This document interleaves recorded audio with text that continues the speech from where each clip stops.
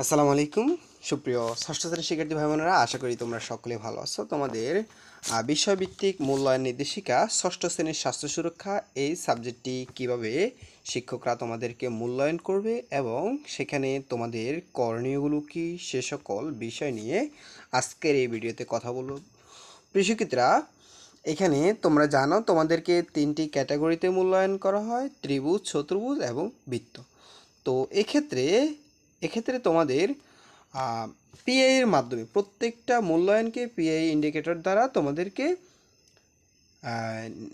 চিহ্নিত করা হয়। এখানে পিআই এর মানগুলো দেওয়া আছে, এখানে পিআইগুলো দেওয়া আছে। তো পিআই তোমাদের এখানে করণীয়গুলোকে আমরা সেগুলো জানার চেষ্টা করব। এখানে আমাদের কাজগুলো কিন্তু সামগ্রিকভাবে এখানে দেওয়া আছে, এইখানে সামগ্রিকভাবে দেওয়া আছে, আমরা সামগ্রিকভাবে জানার চেষ্টা করব।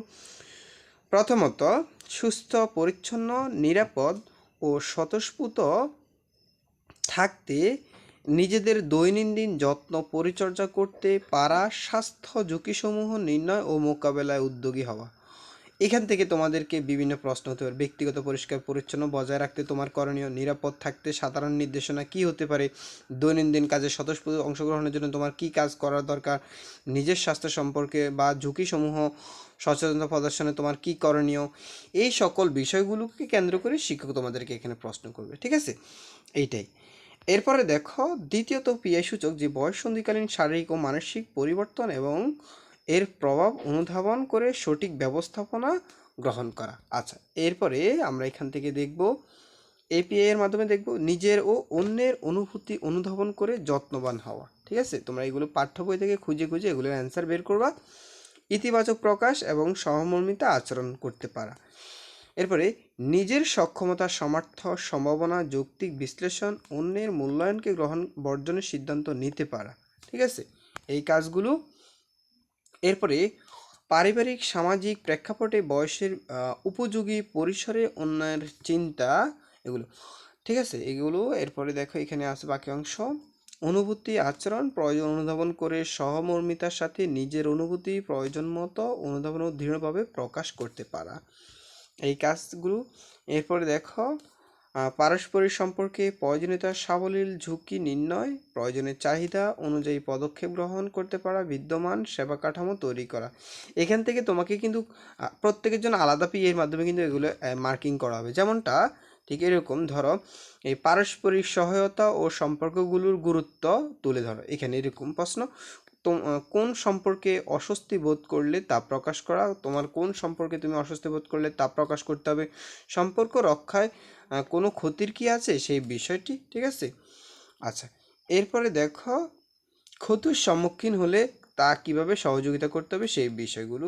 এরপরে বিভিন্ন জরুরি সেবা সম্পর্কে তোমার কিভাবে সচেতনতা হবে সেগুলো প্রদর্শন করা, এই বিষয়গুলো তোমাকে কিন্তু শিক্ষক যাচাই করবে। ঠিক আছে, এরপরে দেখো এখানে আবার এই পিএ এর মাধ্যমে সুস্থ পরিচ্ছন্ন, এখানে কিন্তু সুস্থ থাকি, আনন্দে থাকি, নিরাপদ থাকে, এখান থেকেও কিন্তু কাজগুলো দেওয়া আছে।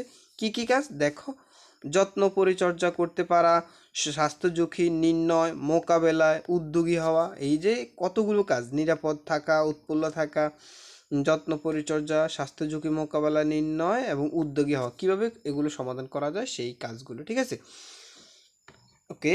এরপরে আমরা প্রত্যেকটি কাজের জন্য এখানে কিন্তু পিআই দেওয়া আছে। ঠিক আছে, সবগুলো তোমরা যদি পড়ো তাহলে বুঝতে পারবা। ঠিক আছে, তো এখানে আমি সংক্ষেপে জাস্ট তোমাদের কাজগুলো দেখিয়ে দিচ্ছি, তোমরা কি পড়তে হবে। বয়ঃসন্ধিকালীন শারীরিক মানসিক পরিবর্তনের প্রভাব অনুধাবন করা এবং সঠিক ব্যবস্থাপনা করতে পারা, মানে তোমাদের যে বয়ঃসন্ধিকালীন যে পরিবর্তন সেগুলো সঠিকভাবে কি ব্যবস্থাপনা গ্রহণ করবে সেই বিষয়টি। এরপরে এখানে আমাদের আরও রয়েছে যে নিজের ও অন্যের অনুভূতি অনুধাবন করতে যত্নবান, ইতিবাচক প্রকাশ, সহমর্মিতা আচরণ করতে পারা, এই বিষয়টি। এরপরে এখানে নিজের সক্ষমতা, সামর্থ্য, সম্ভাবনা, যুক্তি বিশ্লেষণ, অন্যের মূল্যায়নকে গ্রহণ বর্জনের সিদ্ধান্ত নিতে পারা, এই কাজগুলো কিন্তু প্রত্যেকটা আলাদা আলাদা পেয়ে। যেমন নিজের সামর্থ্য সম্পর্কে সচেতনতা প্রদর্শন করা, তুমি কিভাবে নিজের সামর্থ্য অনুযায়ী তুমি সচেতন হবে, নিজের সক্ষমতা সম্পর্কে তুমি কিভাবে সচেতন হবে, এই বিষয়গুলো প্রত্যেকজন আবার আলাদা আলাদা করে এগুলো কিন্তু কোশ্চেন করা হবে, সচেতনতা প্রদর্শন করতে হবে। ঠিক আছে, এরপরে দেখো নিজের সম্পর্কে আবার অন্যদেরকে তুমি মূল্যায়ন করবে কিভাবে, নিজের সম্পর্কে অন্যের সামনে তুমি নিজেকে কিভাবে তুলে ধরবা। এরপরে নিজের সামর্থ্য অনুযায়ী, সক্ষমতা অনুযায়ী কিভাবে সামঞ্জস্যতা বজায় রাখবা বা সামঞ্জস্যপূর্ণ সিদ্ধান্ত নিবা, ঠিক আছে? এই কাজগুলো। আচ্ছা, এরপর দেখো এখানে পারিবারিক সামাজিক প্রেক্ষাপটে চিন্তা অনুভূতি প্রয়োজন অনুধাবন করে সহমর্মিতার সাথে নিজের অনুভূতি প্রয়োজন মত ধারণা দৃঢ়ভাবে প্রকাশ করতে পারা, এই কাজগুলো দেখো। এরপরে এখানে আবার কাজ রয়েছে পারস্পরিক সম্পর্ক প্রয়োজনীয়তা সফলতার ঝুঁকি নির্ণয় প্রয়োজন অনুযায়ী চাহিদা অনুযায়ী পদক্ষেপ গ্রহণ করতে পারা বিদ্যমান কাঠামো সেবা কাঠামো সহায়তা নিতে পারা, এই কাজগুলো আমরা দেখব।